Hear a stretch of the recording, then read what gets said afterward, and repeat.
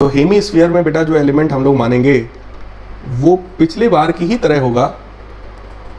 पिछली बार हम लोग ने, आप समझ लीजिए, एक इस तरह का स्ट्रिप माना था। बस इस बार ध्यान रखिए कि वो स्ट्रिप ना हो करके वो पूरा, आप समझ लीजिए, एक सर्कुलर प्लेट है। ये देखिए, पिछली बार भी ऐसी थिकनेस जो थी वो dy थी। पिछली बार भी भाई ये रेडियस तो r ही है, इसका रेडियस जो हम लोगों ने माना था वो स्मॉल r तब भी माना था, और ये हाइट हम लोगों ने y अज्यूम की थी। सब कुछ सही है, सब कुछ वही है, एकदम सेम चीज़ें हैं। बस डिफरेंस किस चीज़ में आ गया? एलिमेंट में डिफरेंस आ गया, क्योंकि इस बार जो आपने कंसीडर किया है ना, ये जो एलिमेंट आपने जो इस बार कंसीडर किया है, ये पूरी की पूरी एक सर्कुलर प्लेट है। पिछली बार आप चेक करिए, हमने क्या अज्यूम किया था? सर्कुलर स्ट्रिप अज्यूम किया था। तो उसमें सिर्फ आउटर सर्कमफरेंस था, लेकिन अंदर का जो एरिया होता है ना, वो कंसीडर्ड नहीं था। लेकिन इस बार क्या है? इस बार वो अंदर का जो उसका स्पेस है उसको भी हमने कंसीडर किया है, क्योंकि हेमीस्फीयर इस बार कैसा है? सॉलिड है, सॉलिड हेमीस्फीयर है। क्या ये बात आपको क्लियर समझ में आ रही है? ठीक है। सेंटर ऑफ मास फ्रेम जो है आपका, वो नेक्स्ट क्लास से गाइस स्टार्ट हो जाएगा। आज की क्लास में, क्योंकि मैं एकदम बेसिक से लेकर के चल रहा हूं, तो आज की क्लास में मैं आपको यही सिखा रहा हूं कि हम लोग कैसे सेंटर ऑफ मास निकालते हैं किसी भी यूनिफॉर्म बॉडीज का।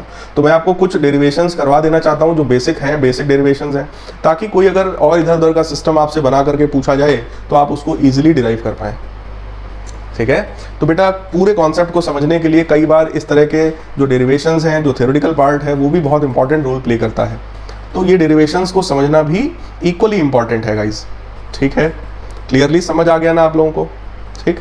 अब देखो भाई, अगर इसके लिए हम लोग वही डिफरेंशियल मास लिखें, तो क्योंकि इस बार वो बेटा सॉलिड है, तो कॉन्सेप्ट इस बार किसका हो जाएगा? वॉल्यूम का हो जाएगा।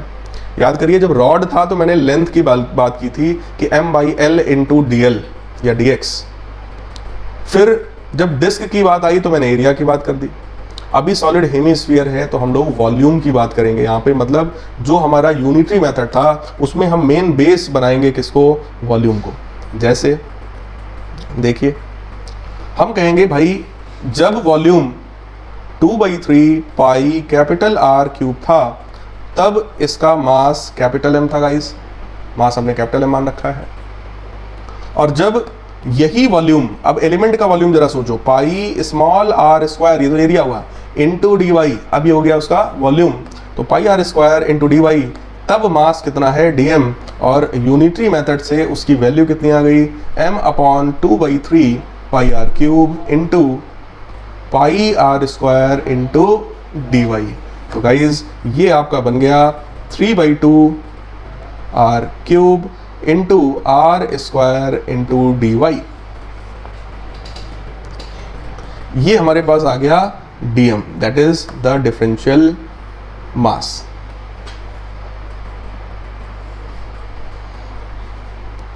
अब क्योंकि ये एक्सेस हमारी एक्सेस ऑफ सिमेट्री है, this is the axis of symmetry, तो ऑब्वियस है कि यहाँ पर जो x कोऑर्डिनेट होगा और जो z कोऑर्डिनेट होगा वो दोनों ज़ीरो हैं। हमको सिर्फ और सिर्फ y कोऑर्डिनेट निकालना है, जिसकी value integral y dm upon integral dm होगी। सो इंटीग्रल dm की वैल्यू तो कैपिटल M हो जाती है, तो मैंने कैपिटल M बाहर निकाल दिया।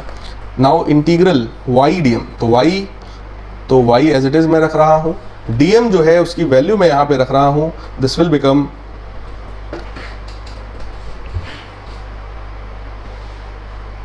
ऊपर गाइस पाई से पाई कैंसिल हुआ था, एक m रह गया है, तो उसको भी हम लोग सही कर ले रहे हैं।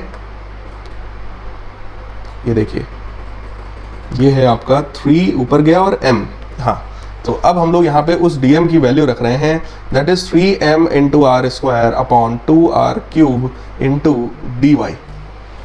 अब गाइस यहाँ पर क्या है कॉन्सेप्ट कि m से m हमारा कैंसिल होगा, 3/2 r क्यूब हम बाहर कर देंगे, अंदर बनेगा बेटा y r स्क्वायर dy।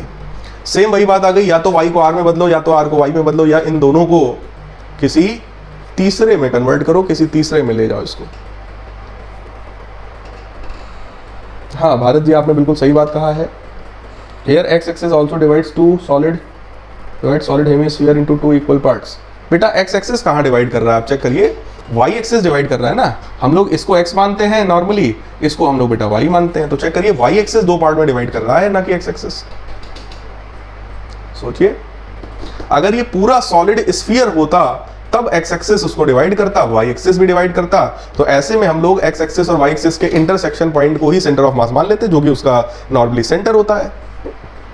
इसीलिए तो मैंने किसी सर्किल का या किसी सॉलिड हेमिस्फीयर का नहीं करा है, क्योंकि उसमें डेरिवेशन करने लायक कुछ है ही नहीं, क्योंकि उसमें तो सीधे सीधे हमको एक्स एक्सिस भी मिल रहा है, वाई एक्सिस भी सिमेट्रिकल मिल रहा है। तो जहां पर दोनों इंटरसेक्ट करेंगे बस वही हमारा आंसर हो जाएगा।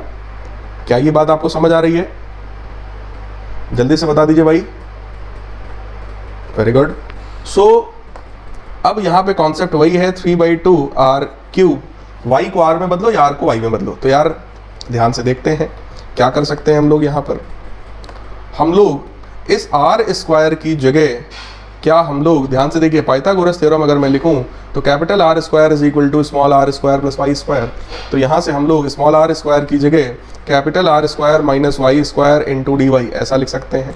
और y की जो वैल्यू है that will be from 0 to capital R, 0 से लेकर कैपिटल R तक हो जाएगा। सो 2/3 r क्यूब, लिमिट्स में लगा दूंगा, r स्क्वायर y का इंटीग्रेशन क्या हो जाएगा, y square by 2, y cube बनेगा तो y की पावर 4/4, लिमिट्स लगाया मैंने 0 से लेकर के r तक।